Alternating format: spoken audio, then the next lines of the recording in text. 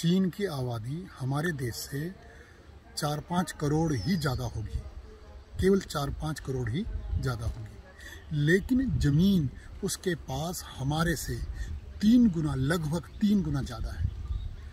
चीन क्षेत्रफल में हमसे 3 गुना है, लगभग 3 गुना है। तो ये आबादी अगर इस तरह ही बढ़ती गई तो क्या होगा हमारे यहाँ? जो राजनीतिक पार्टियां हैं वो तो 70 साल से, जब से देश आज़ाद हुआ है, इनके 3 ही रहे हैं बस: गरीबी, बेरोजगारी, महंगाई। ये पार्टी बैठती गद्दी में तो विपक्षी कहेंगे गरीबी, महंगाई, बेरोजगारी। विपक्षी पार्टी सत्ता में आ जाएगी तो जो सत्ता की विपक्ष बन जाएगी वो कहेगी गरीबी, महंगाई, बेरोजगारी। जनता बेवकूफ़ बन जाती है, जनता का बेवकूफ़ बनाया जाता है। इसका गरीबी, बेरोजगारी, महंगाई का मुख्य कारणों में से क्या कारण है? मुख्य कारण क्या है? वह है जनसंख्या विस्फोट।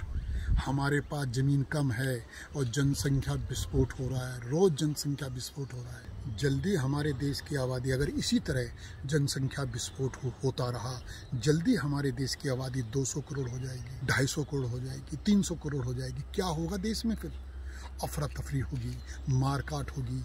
भोजन के लिए, दवाइयों के लिए, मूलभूत आवश्यकता क्या है? भोजन और दवाई। उसके लिए मारकाट होगी, छीना झपटी होगी। मनुष्य जो है जीने में डरेगा, कहीं जाने में डरेगा।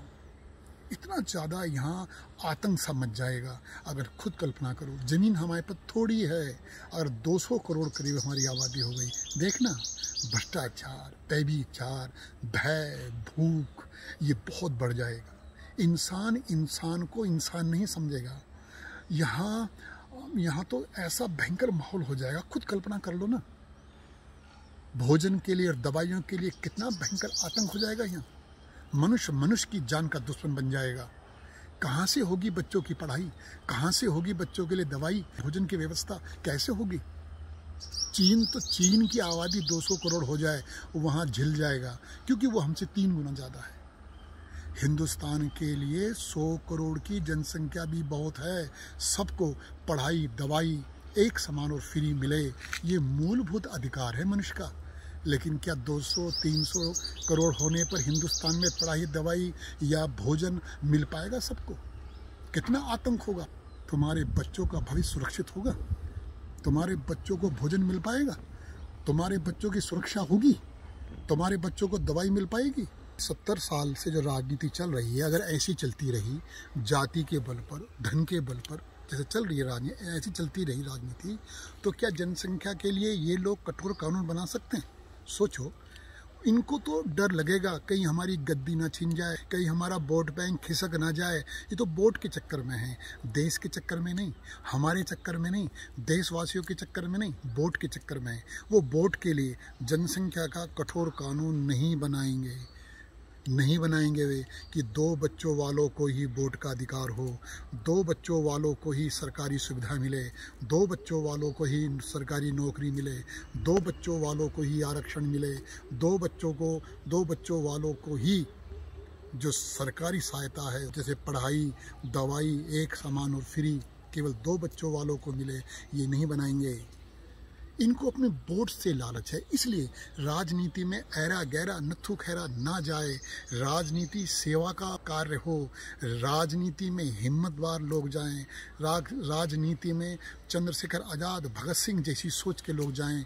इसके लिए राजनीति में कठोर कानून बनने चाहिए। राजनैतिक लोगों के लिए कठोर कानून बनना चाहिए।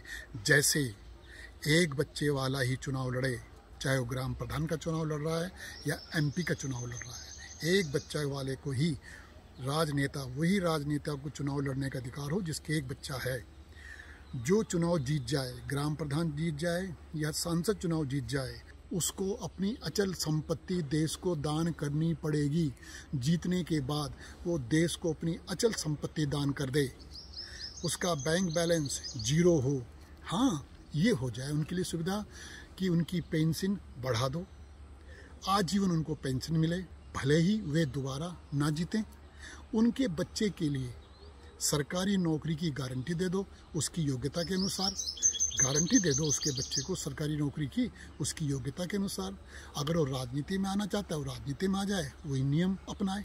तो जब तक राजनीति में राजनेताओं के ऊपर कानून नहीं बनेगा, तब तक ये राजनीतिक पार्टियां वोट बैंक के लिए देश को दांव पे लगा देंगी, मानवता को दांव पे लगा देंगी, देशवासियों के भविष्य को दांव पे लगा देंगी। इसलिए हम ये चाहते हैं एक जनता के अंदर एक जागरूकता होनी चाहिए कि राजनीतिक जो लोग हैं उन पे कठोर कानून बने। जय हिंद।